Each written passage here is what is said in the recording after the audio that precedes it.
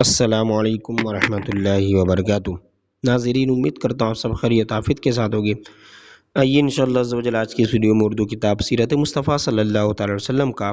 Part number 33 پڑھیں گے۔ اب بھی اگر اسلامک پروڈکٹس میں اردو بیسک بکس، عربی بکس، پلاسٹک دانہ والی تسبیح اور اسلامک ڈیجیٹل تسبیح، اسلامک بروچز، اومانی کیپس، قرآن پاک، قاعدہ، عطر اور پرفیوم اور جانماز اور اسلامک حجاب، رومالی، دوپٹہ، یہ تمام چیزیں، نقاب وغیرہ ہمارے اس اسٹور پر آپ کو مل جائے۔ تو آپ بھی ہماری Instagram I D IAT store کو ضرور فالو کریں تاکہ آپ کو اپڈیٹ ملتے رہے، اور اسکرین پر دیے ہوئے نمبر پر بھی آپ واٹس ایپ پر آرڈر بک کر سکتے ہیں۔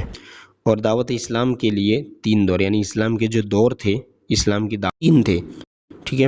اس کے بارے میں پڑھتے ہیں۔ دیکھیں یہاں سے، بسم اللہ الرحمن الرحیم، یہاں بتا رہا ہے پہلا دور، ٹھیک ہے، 3 برس تک حضور اقدس صلی اللہ علیہ وسلم انتہائی پوشیدہ طور پر نہایت رازداری کے ساتھ تبلیغ اسلام کا فرض ادا فرماتے رہے، اور اس درمیان میں عورتوں میں سب سے پہلے حضرت بی بی خدیجہ رضی اللہ تعالیٰ عنہ، اور آزاد مردوں میں سب سے پہلے حضرت ابوبکر صدیق رضی اللہ تعالیٰ عنہ، اور لڑکوں میں سب سے پہلے حضرت علی رضی اللہ تعالیٰ عنہ، اور غلاموں میں سب سے پہلے حضرت زید بن حارثہ رضی اللہ تعالیٰ عنہ ایمان لائے۔ پھر حضرت ابوبکر صدیق رضی اللہ تعالیٰ عنہ کی دعوت و تبلیغ سے حضرت عثمان، حضرت زبیر بن عوام، حضرت عبد الرحمن بن عوف، حضرت سعد بن ابی وقاص، حضرت طلحہ بن عبید اللہ رضی اللہ تعالیٰ عنہم بھی جلد ہی دامن اسلام میں آ گئے، یعنی یہ شروعاتی دور ہے۔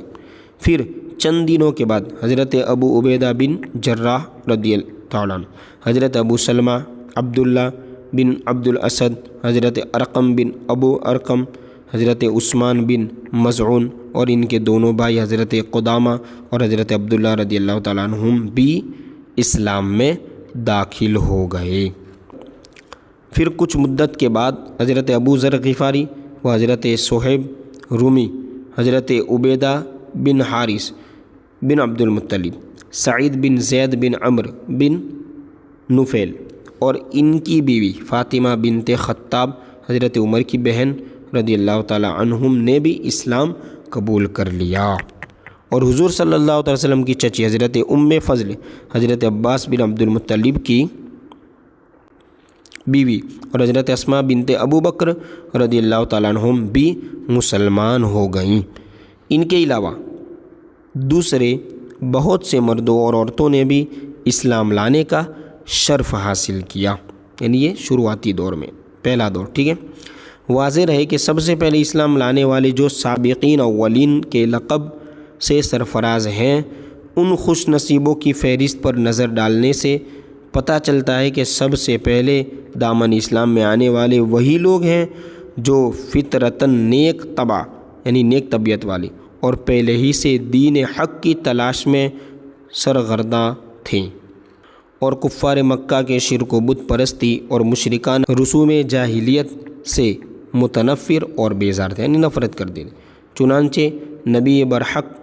کے دامن میں دین حق کی تجلی دیکھتے ہی یہ نیک بخت لوگ پروانوں کی طرح شمع نبوت پر نثار ہونے لگے اور مشرب اسلام ہو گئے، یعنی اسلام قبول کر لیا، ٹھیک ہے، حضور پر قربان بھی ہو گئے۔ اب دیکھیں دوسرا دور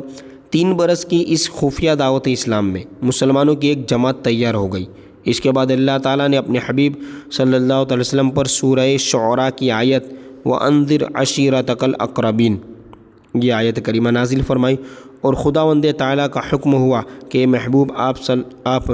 اپنے قریبی خاندان والوں کو خدا سے ڈرائیے۔ تو حضور صلی اللہ علیہ وسلم نے ایک دن کوہ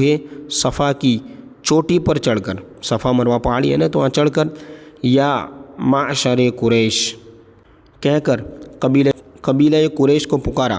جب سب قریش جمع ہو گئے تو آپ صلی اللہ علیہ وسلم نے فرمایا، اے میری قوم، اگر میں تم لوگوں سے یہ کہہ دوں کہ اس پہاڑ کے پیچھے ایک لشکر چھپا ہوا ہے جو تم پر حملہ کرنے والا ہے، تو کیا تم لوگ میری بات کا یقین کر لو گے؟ تو سب نے ایک زبان ہو کر کہا، ہاں ہاں، ہم یقیناً آپ صلی اللہ علیہ وسلم کی بات کا یقین کر لیں گے، کیونکہ ہم نے آپ صلی اللہ تعالی وسلم کو ہمیشہ سچا اور امین ہی پایا ہے۔ تو آپ صلی اللہ تعالی وسلم نے فرمایا کہ اچھا تو پھر میں یہ کہتا ہوں کہ میں تم لوگوں کو عذاب الہی سے ڈرا رہا ہوں، اور اگر تم لوگ ایمان نہ لاؤ گے تو تم پر عذاب الہی اتر پڑے گا۔ یہ سن کر تمام قریش، جن میں آپ صلی اللہ تعالی وسلم کا چچا ابو لہب بھی تھا، سخت ناراض ہو کر سب کے سب چلے گئے اور حضور صلی اللہ تعالی وسلم کی شان میں اول فول بکنے لگے، یعنی ادھر ادھر کا کہنے لگے۔ ٹھیک ہے، اب دیکھیں تیسرا دور۔ اب وہ وقت آ گیا کہ اعلان نبوت کے چوتھے سال، یعنی 3 سال تو ہو گئے 2 دور میں، اب چوتھے سال سورہ حجر کی آیت فَاصْدَعْ بِمَا تُؤْمَرْ یہ نازل فرمائی، اور حضرت حق جل شانہ نے یہ حکم فرمایا کہ محبوب آپ کو جو حکم دیا گیا اس کو علل اعلان بیان فرمائے، یعنی اب علل اعلان کیجئے ظاہری طور پر۔ چنانچہ اس کے بعد آپ صلی اللہ تعالی وسلم اعلانیہ طور پر دین اسلام کی تبلیغ فرمانے لگے اور شرک و بت پرستی کی کھلم کھلا برائی بیان فرمانے لگے، اور تمام قریش بلکہ تمام اہل مکہ بلکہ پورا عرب آپ کی مخالفت پر کمر بستہ ہو گیا، یعنی آپ کا ویرودھ ہونے لگا، بائیکاٹ ہونے لگا، اور حضور صلی اللہ تعالی وسلم اور مسلمانوں کی ایذا رسانیوں کا ایک طوفانی سلسلہ شروع ہو گیا۔ دیکھا کہ پارٹ نمبر 34 سے یہاں سے ہم پڑھیں گے۔